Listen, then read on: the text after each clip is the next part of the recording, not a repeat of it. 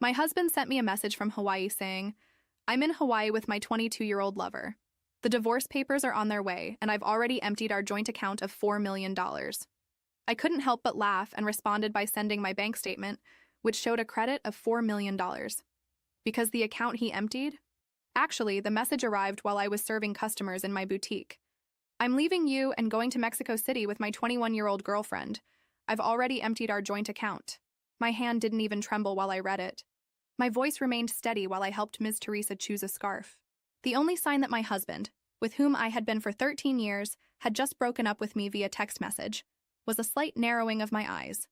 I waited until Ms. Teresa left with her purchase wrapped in our traditional silver paper, and only then typed my response. Good luck. My name is Carla, I'm 39 years old, and today I received the coldest goodbye of my life.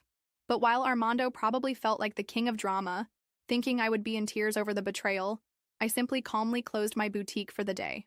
The signs had all been there for months. The late nights at work that didn't match his salary.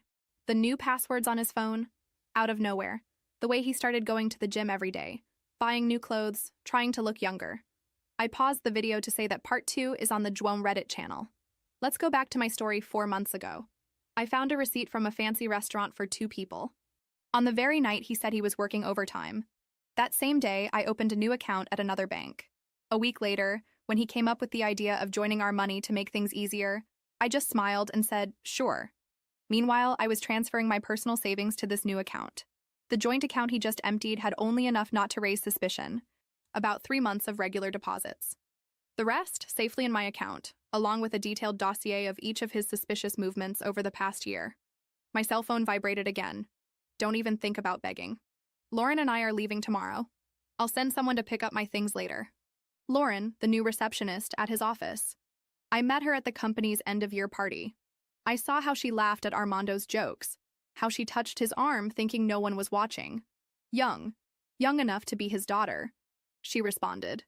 Let him think he won the first round. Another message. From Armando. In Mexico City. Let him enjoy the little show while he can. Another smart decision. Armando was so different back then. Before the midlife crisis transformed him into a walking meme. Today he wears shirts too tight for his already somewhat soft body. He desperately tries to fit in with younger colleagues at work. Using slang that sounds ridiculous coming from a 46-year-old man. The phone kept vibrating. More messages. Each one more arrogant than the last. I've been planning this for months. Lauren understands me like you never could. You'll be fine. Maybe you'll even find someone your own age. I already told my family. They support me. We grew apart. It's really no one's fault. I took screenshots of all the messages and saved them in my evidence folder. I let him keep talking. My lawyer is going to love this material. The confession that he planned everything. That foolish pride in having emptied our account. But it was the last message that really caught my attention. By the way, I used our joint card to pay for our tickets. And the hotel? Consider it my parting gift. Oh, perfect. I called the bank right away. Mrs. Gutierrez speaking. I need to report fraud and cancel a card immediately. Of course, ma'am. Can you tell me which charges? 3 first-class tickets to New York purchased today. A stay at the Royal Palm Hotel. And I also want to remove my husband as an authorized user. Do you have proof of the fraud? Yes. I have text messages from my husband admitting he used our joint card to book a trip with his lover after emptying our account. I can forward them. The attendant maintained a professional tone, but you could hear a hint of satisfaction in her voice when she confirmed the cancellation of the purchases. The next day, Armando and Lauren would arrive at the airport only to discover that the tickets were worthless. The hotel reservation, canceled. My phone vibrated again. Don't worry about the house. Worry. You can stay there until you find a smaller place. I laughed out loud. Did he really think he had any right to my grandmother's house? Had his ego inflated so much that he forgot whose name was on the deed? I know the store means a lot to you. We can reach a fair agreement for your part. My part of my store? The one that I created, that I funded while he complained about my overtime hours and said it was just a hobby. I poured myself a glass of wine. The one I had been saving for a special occasion. And this certainly counted. Tomorrow, Armando would get a lesson about property laws and separate assets. But tonight, I just wanted to enjoy the silence and start planning my next chapter. The next morning, my phone started popping with angry messages. What the hell did you do with the card? The airline won't let us board. The hotel canceled the reservation. Answer me. I put my phone on silent and went straight to my boutique. I arrived, as always, 15 minutes before opening. I turned on the lights, started the coffee maker, opened the display windows, and took a deep breath. I was calm, serene even, considering that my now ex-husband thought he had left me devastated. It was curious. He really believed I wouldn't see this coming. That I, Carla, with whom he had lived for 13 years, would swallow it all silently. Idiot. As soon as I prepared my coffee, I sent a short message to the person I knew would change the course of this story. Dr. Beatriz Vasconcelos, attorney specializing in property law, cold, practical, surgical. The answer came in 3 minutes. Bring everything. This afternoon. Without fail. I closed the boutique early. I put in my bag the black folder that I had been discreetly feeding for months. Every screenshot, every statement, every suspicious note, every card receipt that didn't match what he said he was doing. I had everything. And most importantly, he had left evidence of his own free will. I arrived at Dr. Beatriz's office with my head held high. She didn't smile, didn't praise my courage.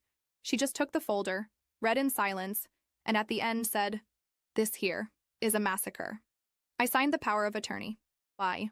I handed everything over. And I made it clear. I don't want a settlement. I want justice.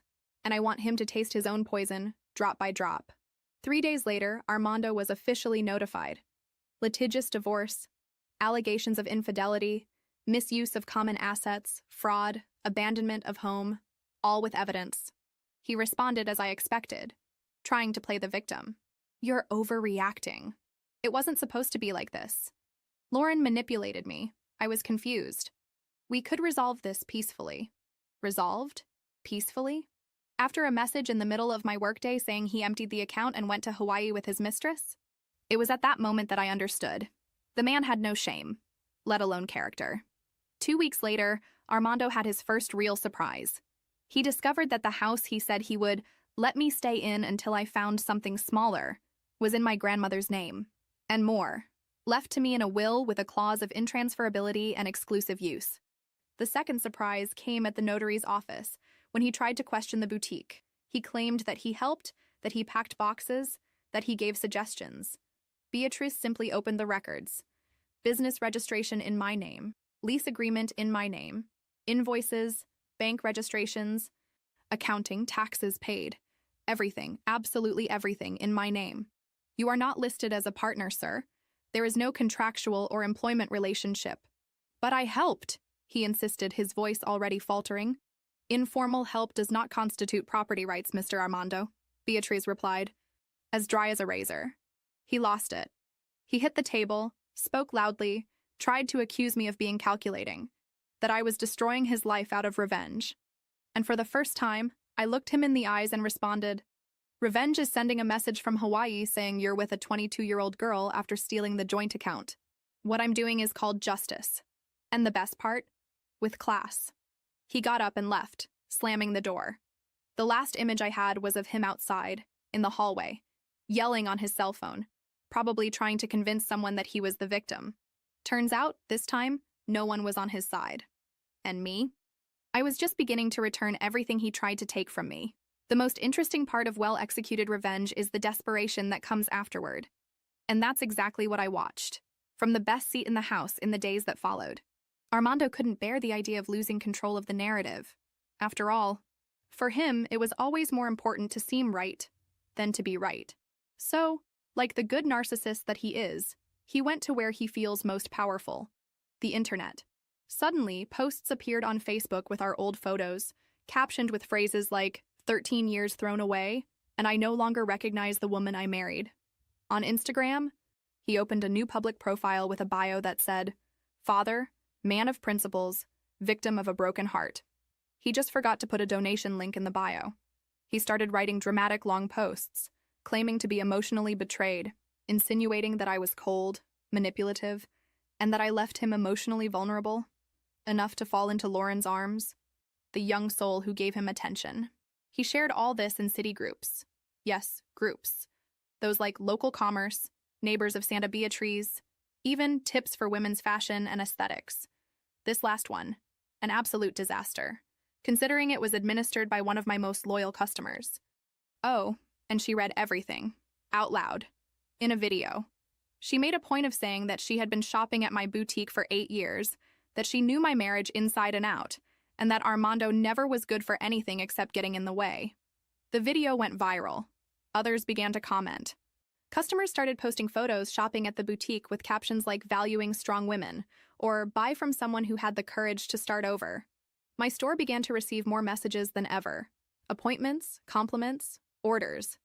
And me? I didn't need to say a word. Armando's sandcastle began to crumble. Lauren, who at first seemed so enchanted with the mature and well-traveled man, didn't take long to feel the weight of public shame.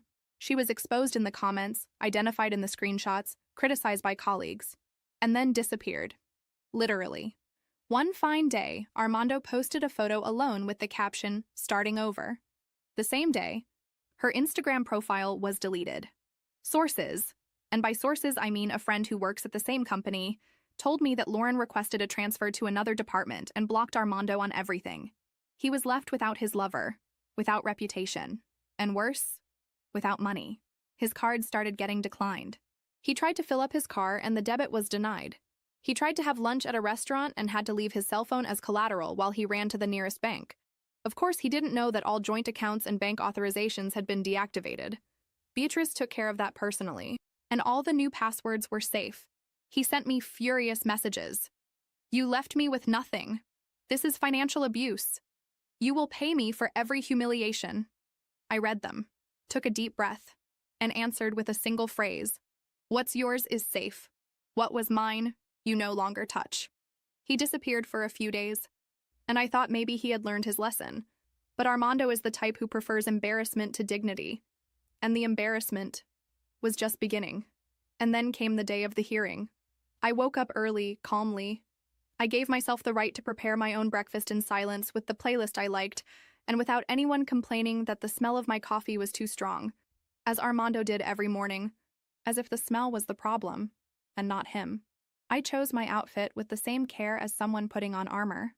A white blazer, a satin blouse underneath, and my grandmother's bracelet, the only thing inherited from her besides the house, and strength. I arrived at the courthouse 15 minutes early, accompanied by Dr. Beatrice, who carried the folder of documents like someone holding the sword of justice. My posture was calm, my expression firm. No heavy makeup, nothing flashy. Just the image of a woman who knew very well who she was, and who had nothing to hide. On the other side of the hallway, there he was, Armando, in a poorly fitted dark suit, deep circles under his eyes, and a lost look. He was thinner, more worn out, more ridiculous. He had that defeated air of someone who realized too late that he lost a war that he himself declared. He tried to stare at me. I smiled politely and nodded with a slight wave. He lowered his eyes. The hearing room was full. Some of my friends made a point of being present. 2 former clients who had also gone through similar divorces came as character witnesses. And of course, he brought 2 bar friends, as if that had any legal weight.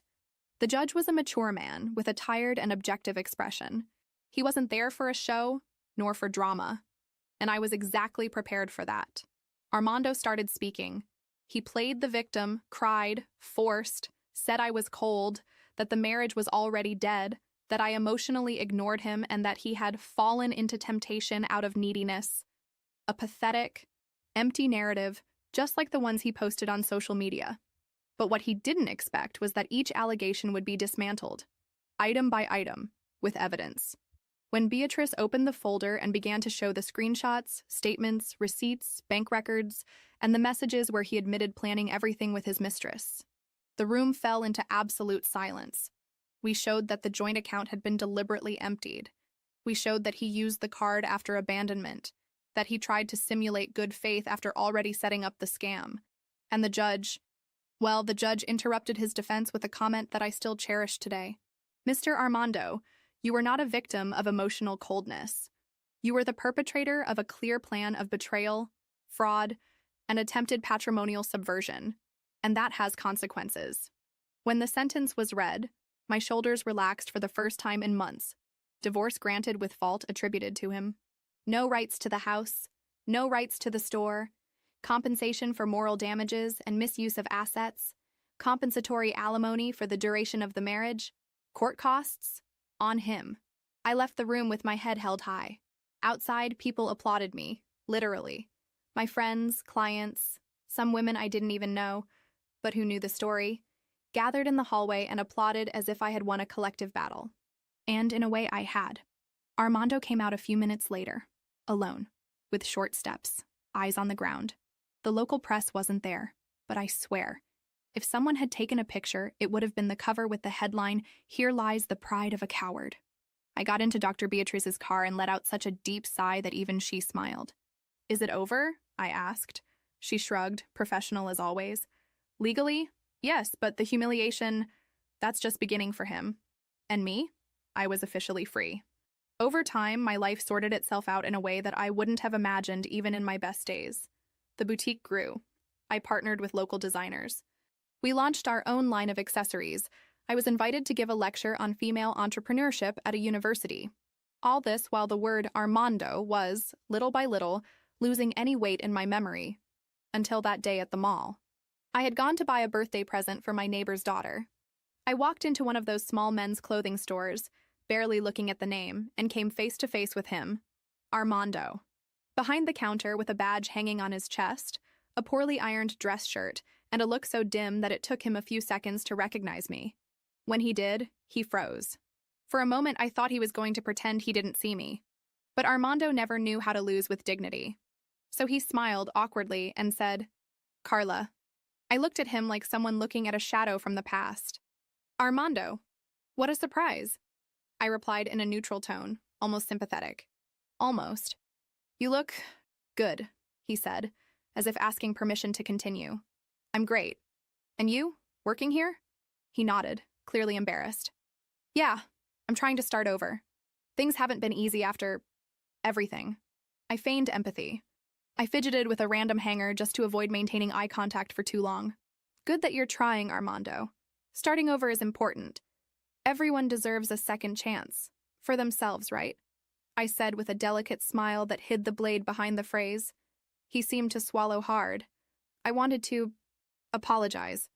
Really, I was an idiot, a complete imbecile. I lost myself. "I know," I replied. Just like that. No flourish. He hesitated. "I don't expect anything, but if someday you want to talk, have a coffee." I gave a short laugh, without sarcasm, just tiredness. "Armando, you still think we're a misplaced comma that can be edited, but we were a closed chapter, and a shameful chapter. By the way," he remained silent. The store was empty. The air conditioner made an uncomfortable buzz. For a moment, I even felt sorry for him. But it was fleeting, because when you survive an emotional earthquake, the last thing you feel when seeing the epicenter is nostalgia. "I forgive you," I said. Looking into his eyes. "Really? Because holding a grudge would be continuing to carry you, but forget? No. You are a constant reminder of everything I overcame. And honestly, I'm grateful for that." He tried to outline a reaction, but didn't have the strength. He just nodded with a minimal nod, almost imperceptible. "Good luck, Armando. I hope that one day you can look back and feel a bit of shame for what you did." I left the store without buying anything. Outside, the world went on. People laughed, the windows shone, and my phone beeped with a new order from the boutique. I smiled. I adjusted the strap of my bag on my shoulder and kept walking, without looking back. Because honestly, those who live in the past belong in a museum. And Armando, well, he was just a dusty piece that I no longer visited. Life has an ironic and an absolutely wonderful way of rewarding those who don't take revenge with anger, but with results. Months after that pathetic reunion, my boutique was no longer just a charming store in the city center. It became a reference. We expanded, opened a second unit in an upscale neighborhood, and I created my own line of scarves printed with phrases of overcoming. One of them went viral. It read, "You didn't break me. You freed me." I started receiving invitations to events, fairs, interviews. Women from various cities wanted to hear my story, and I told it, without naming names, how I started from scratch after financial and emotional betrayal, how I transformed pain into profit, anger into strategy, humiliation into strength. In one of these interviews, they asked me, "And do you regret anything?" I smiled, took a deep breath, only not believing in myself sooner. The audience applauded. The video hit more than 2 million views in a few days. I was called to lecture on female financial independence at universities, cultural centers, TV shows. Meanwhile, Armando? Well, reliable sources and discreetly well-informed told me that he was evicted from the apartment where he was living for non-payment. The car, which he used to try to maintain his image, was repossessed for default. The dramatic messages he used to send were replaced by silence. No more apologies, no new attacks. I think finally, he understood that whoever digs their own hole, sooner or later drowns in what they built. And me? I was living the best phase of my life. On the night of my 40th birthday, I sat with my closest friends at an elegant restaurant with a view of the city that I reconquered with my own hands. We laughed loudly, without guilt, each with her glass of sparkling wine, celebrating not only my story, but all women who managed to rise even when they tried to push them to the bottom of the well. One of them raised her glass and said, "We should toast to well-executed revenge." But I corrected her. "No, let's toast to freedom, because revenge is temporary, but being free, that's priceless." We toasted, we laughed, and I closed my eyes for a moment. There was no more pain, no more fear, just an entire future ahead. And this time, it was all mine. Did you like the story? Leave your opinion in the comments. Subscribe to the channel to help, and see you next time.